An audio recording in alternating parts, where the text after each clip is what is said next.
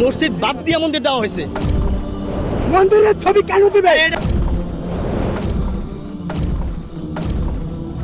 আমার প্রশ্ন হলো, আমরা যখন নামাজ পড়ি সেই সময় আমাদের পকেটে টাকা থাকে। সেই টাকায় অনেক মানুষের ছবি থাকে, মন্দির থাকে, মূর্তি থাকে, আরও অনেক কিছুই।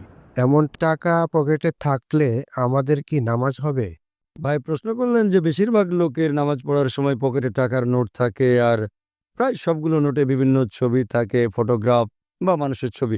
নামাজ পড়ার সময় টাকা থাকে পকেটের ভেতরে, মানি ব্যাগে, এ অবস্থায় সে নামাজ পড়ে। এটা কি শিরক? এ ব্যাপার নিয়ে চিন্তা করছেন, এটা কি হারাম? নামাজ পড়ার সময় পকেটে টাকা থাকা, এখন কোনো মূর্তিকে প্রণাম করা হারাম। টাকাটা মাথার সামনে রেখে তারপর যদি সিজদা দিলেন তাহলে সেটা হারাম, অথবা টাকাটা বুকের উপর রেখে নামাজ পড়লেন, এটা হারাম। কিন্তু টাকা যদি পকেটে রাখেন, এই পকেট কিন্তু পেছনের দিকে, সাধারণত পেছনে রাখেন, কিন্তু নিয়ত থাকাই গুরুত্বপূর্ণ নয়। টাকাটা মাথার সামনে রাখলেন, কিন্তু সেটা ইবাদত করা, এটা নিয়ত না, তারপরও সেটা হারাম।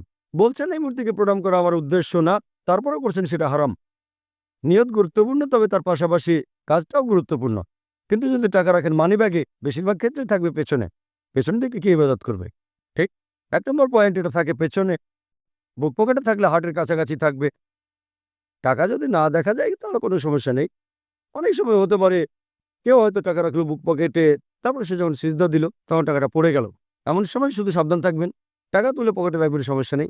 এমন না যে নড়তে পারবেন না। আপনার সামনে ভুল কোনো কিছু হলে কেউ আপনার সামনে দিয়ে গেলে তাকে থামাতে পারেন। হাদিস বলছে দরকার হলে জোর করে থামাও।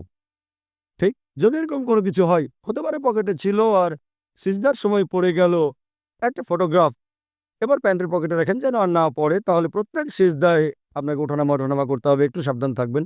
যদি এমনিতে আপনার পকেটে থাকে তাহলে কোনো সমস্যা নেই, শিরক হবে না, আপনি ভালোভাবে নামাজ পড়তে পারবেন। তবে টাকাটা যেন আপনার সামনে না থাকে, দেখা না যায়, পকেটে রাখেন, শার্টের অথবা প্যান্টের, সমস্যা নেই। আশা করি উত্তরটা পেয়েছেন।